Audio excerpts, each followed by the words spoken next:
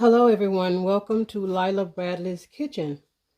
I am getting ready to saute some vegetables. Well, I have here some yellow bell pepper,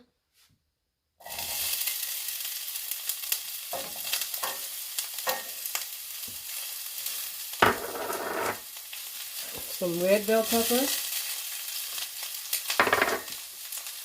jalapeno peppers,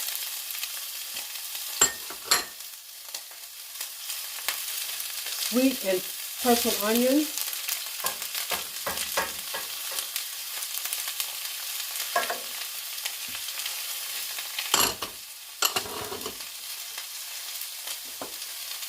and about 6 cloves of garlic.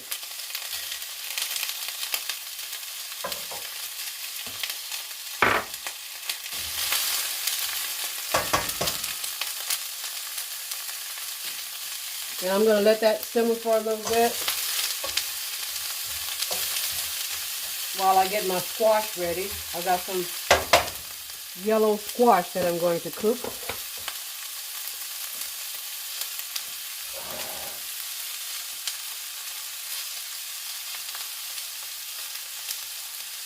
I gotta wash it and cut it up. So,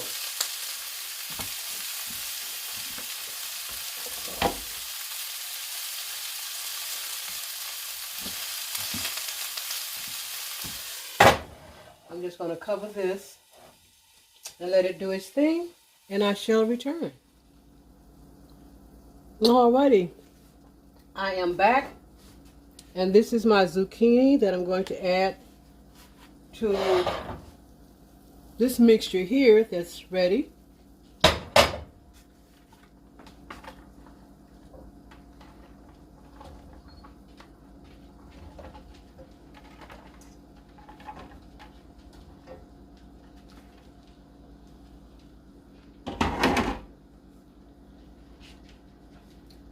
Put me a little sea salt on it.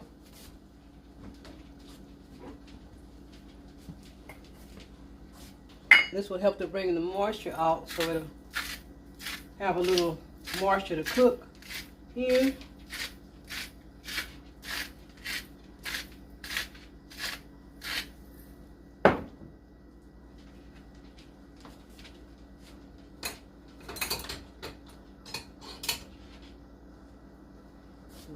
Stir that up.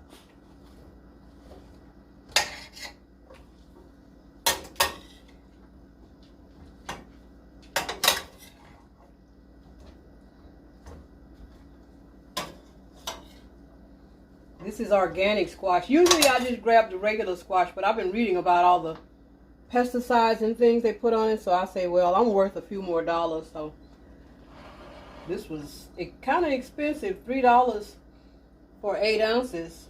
So I bought 2 packs, which came to a pound. That's $6, but I'm worth $6 and more.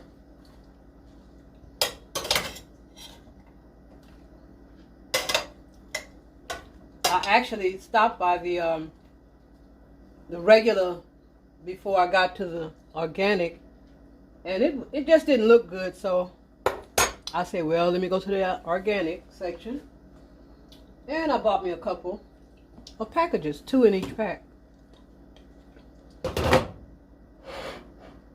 So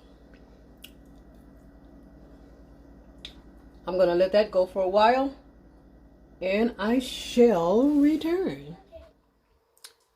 Alrighty, I am back, and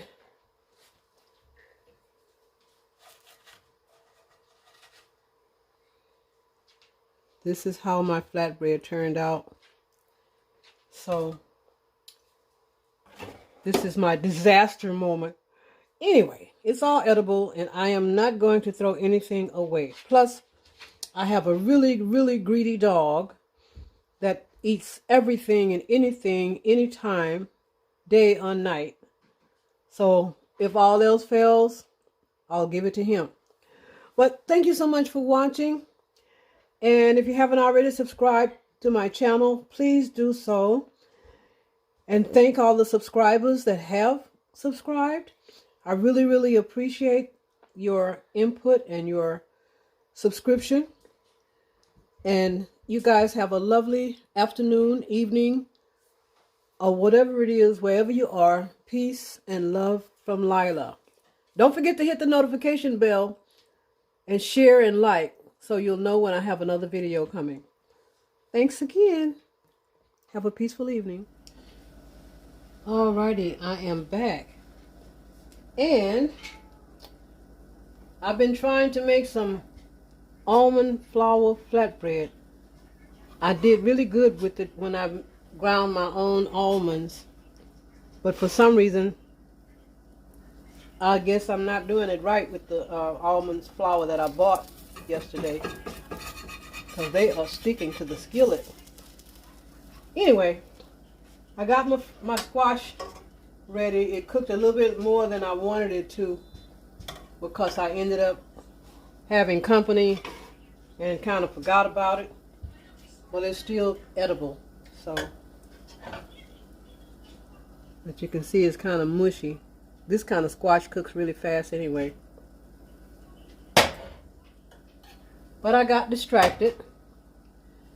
And I'm going to eat it anyway. So in the meantime, I was just trying to make me a little bread here to go with it.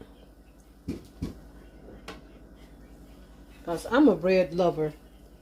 And first time I made this almond flatbread, it turned out really, really good. I don't know what's going on with this one. I think maybe because when I ground mine, the meal was, the flour was wasn't real fine.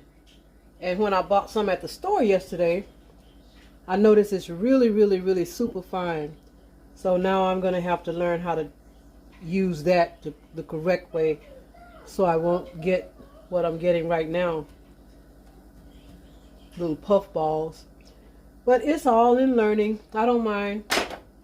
I had to add a little bit more almond flour to this mix because the first batch I had my big grill out, and I was putting it in, dropping it in for little bitty cake size, pancake size, and it just spread all over the whole entire grill. So I ended up having to scrape it off, but it's still edible. I mean, I got me some crackers now, so they taste good too.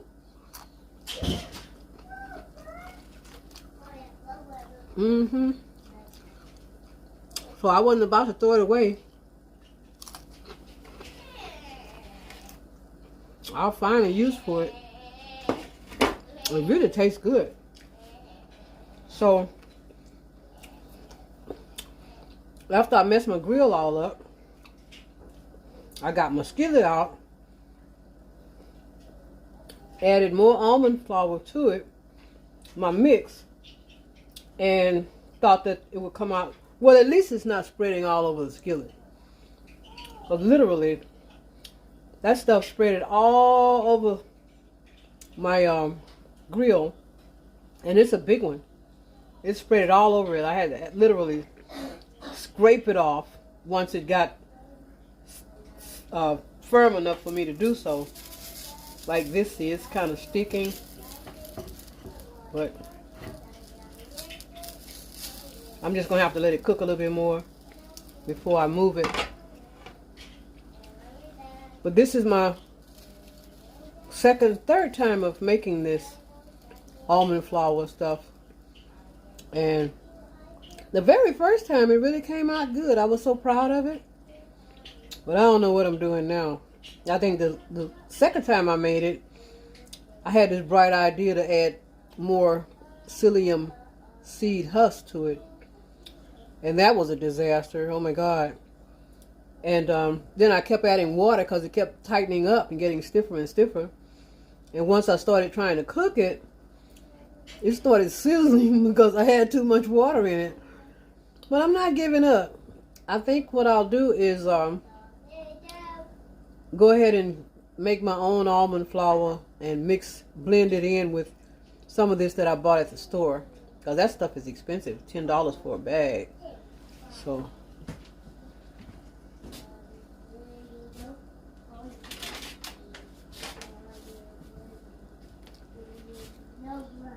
this is it here, and it's the Walmart brand, not even organic or anything, but it's really, really super fine.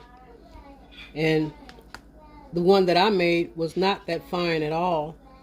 So I don't know if that made the difference or what, but I'll keep looking for recipes and I'll figure this out, because this is something that I can make bread out of, and I don't have to worry about it raising my blood sugar or any of that kind of stuff. And almonds are supposed to be pretty healthy for you, but and I don't need the gluten. I really have to get off of all grains, and that's what I'm attempting to do with this. But I ain't giving up. I'm gonna figure this thing out one way or the other, and I think I'm gonna win at it. I know I'm gonna win at it, because I love me some bread, and this really has a good taste to it. So see what it's looking like now. Oh yeah, it's ready to turn over.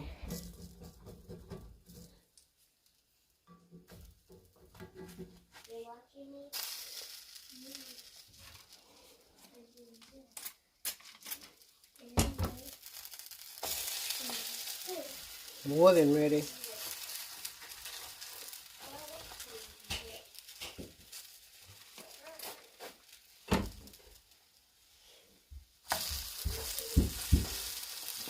Look how it's puffing up. Look at that.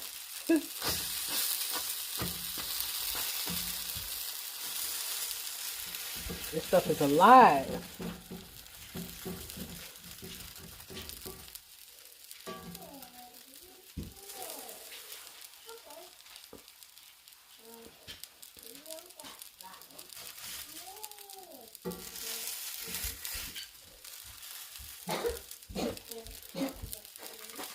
So I show you guys the good part of my cooking. It's rarely that I make a mess like this, but I'll show you this part too. Because it's all in cooking. You're going to have trial and error. And this is definitely a trial and an error.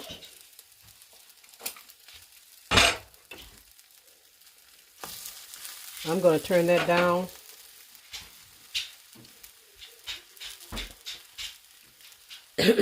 And let it cook for a bit. I'll be back when it finishes.